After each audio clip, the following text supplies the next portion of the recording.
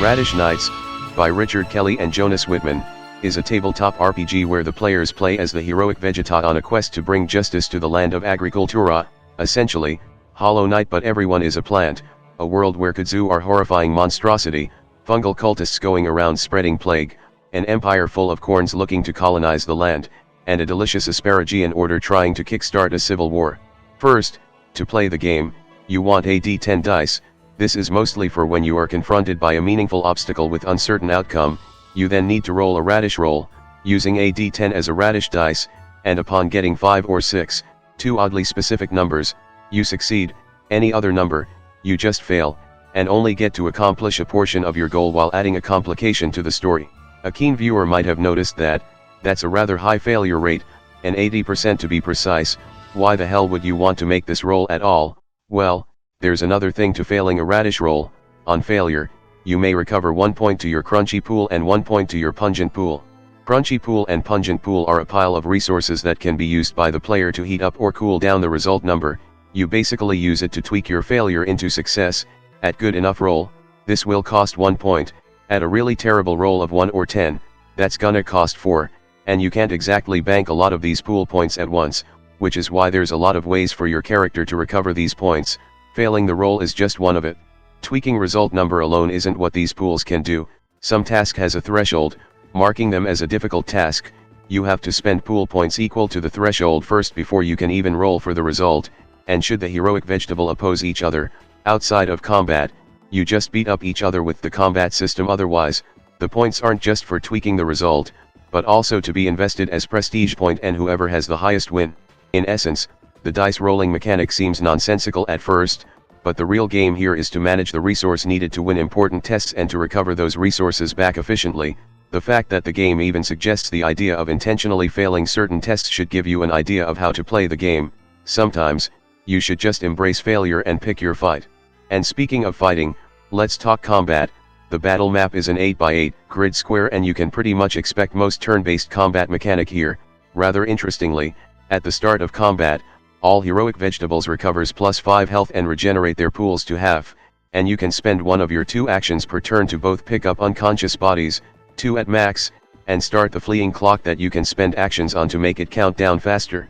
Just like the philosophy behind the dice mechanic, even in a fight, the players are encouraged to just run away when troubles get too severe, because they can always come back and fight another time with somewhat decent amount of health and resources no matter what.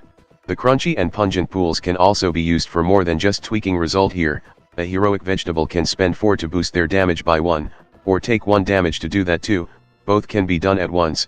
4. Pool point can also be used to cancel a bonk, an attack that can be made when a character moves out of a square adjacent to an enemy, essentially allowing you to maneuver out of trouble.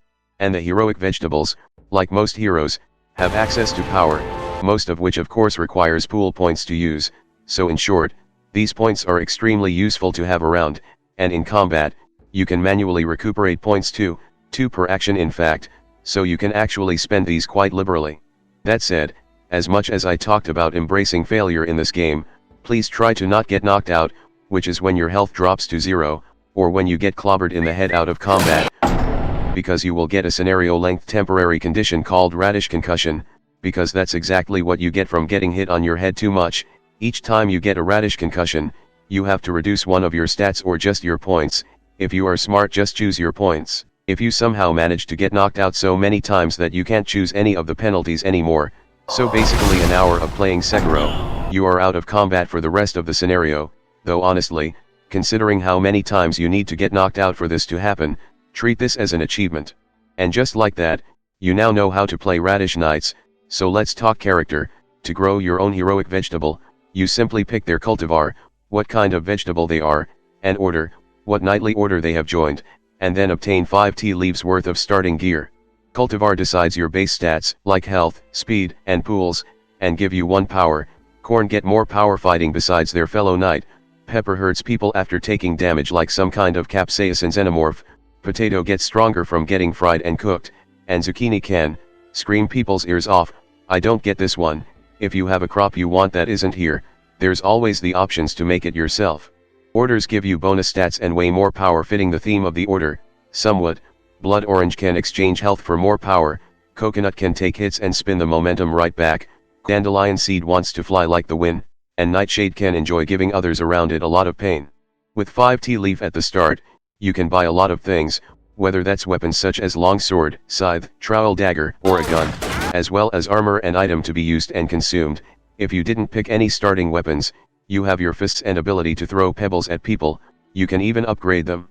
After completing each scenario, a knight can improve themselves, either selecting new advanced power for new tricks in battle, which can be further leveled up to be stronger, or simply improving their stats, allowing your heroic vegetables to face even greater threat, and face you shall, as the GM, or Tree of Wisdom, gotta go with the theme, has a wide variety of plant-themed foes for your knights to deal with, from Koblin to Brussels Hound, Husk Soldier to Gortshi, Wayward Knight to Ghost Pepper, and Onion to freaking Dragon Nana.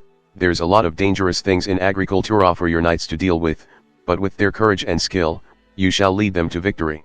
And that's basically it on Radish Knights, a game not about eating your vegetables but knighting them to be hero instead. This is certainly a funny idea for a tabletop RPG that might or might not remind you the viewers of a certain Christian-friendly children's show right now. I guess I just really like little guys running around doing things. Anyway, you can get it now on itch.io. That's all for now, and I will see you all next time. Hello there, if you like this video, please subscribe and click that notification bell button. If you want to see the videos early as well as further support my channel, you can join in my Patreon page, or buy me some coffee, links in the description. Anyway, have a nice day.